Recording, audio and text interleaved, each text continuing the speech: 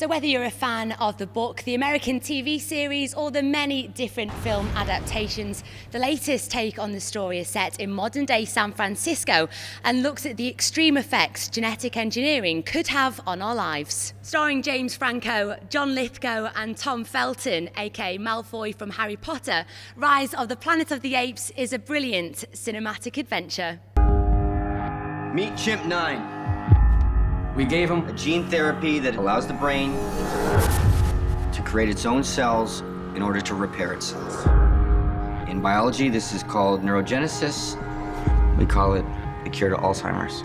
Prepare for revolution as we witness the rise of the Planet of the Apes. This prequel shows how the primates began their rise to the top of the food chain, and director Rupert Wyatt feels this story draws parallels with other infamous uprisings.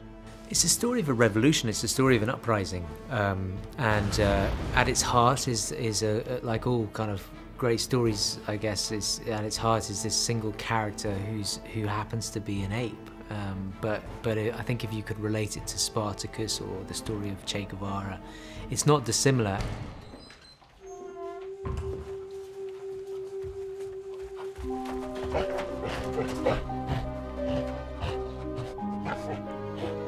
Okay. He's asking your permission.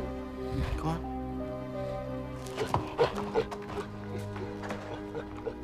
He hasn't spent any time with other chimps.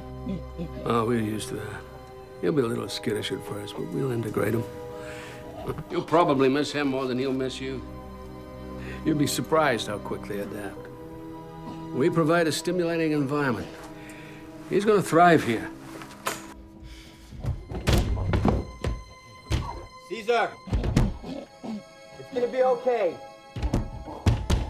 Everything's gonna be okay. You're gonna stay here now. No. We're not going home right now. In our experience, the longer you drag out the goodbyes, the harder it is.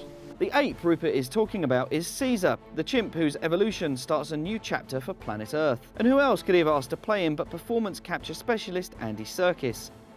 Initially though, Rupert wasn't sure Andy would be so keen. I wasn't entirely sure that we were going to get him, partly because I wasn't sure he was going to respond to playing another ape. And I knew that it was an incredibly different character to King Kong. And what was really heartening was, and this is what's, I guess, testament to Andy's understanding of what performance capture is King Kong is as far from a character you could get to Caesar as Mary Poppins is to, I don't know, Frankenstein. They're two very different beasts in many ways, even though they're the same species. So Andy saw this as a great role for him to play, and I think he's now getting the appropriate sort of plaudits for that.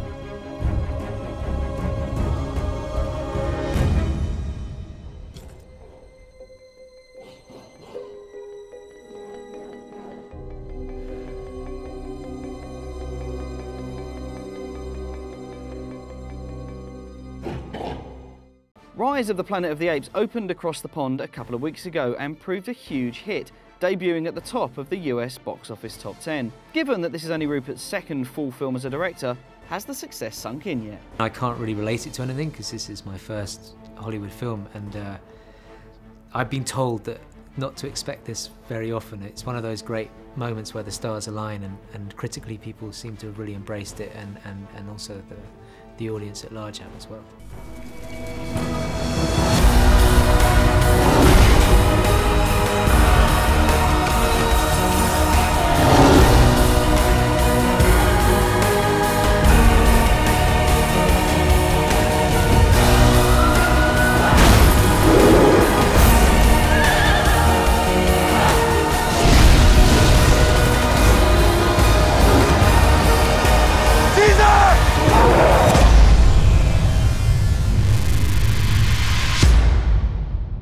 Rise of the Planet of the Apes was released on August 11th.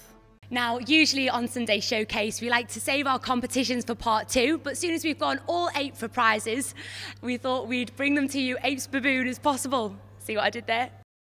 So, if you fancy getting your mitts on these fab prizes, all you have to do is answer this question.